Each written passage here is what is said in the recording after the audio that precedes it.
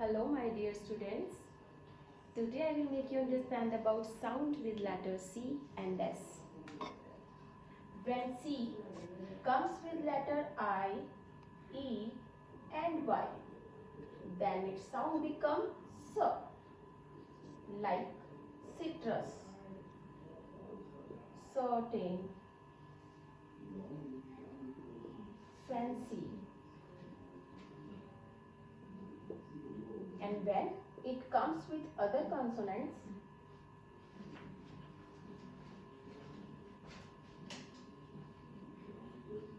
its sound becomes K, like cake, cup, cobweb, chemist. And if we talk about S, if it comes between two vowels, then its sound becomes Z, like please. Here this is vowel, this is also vowel.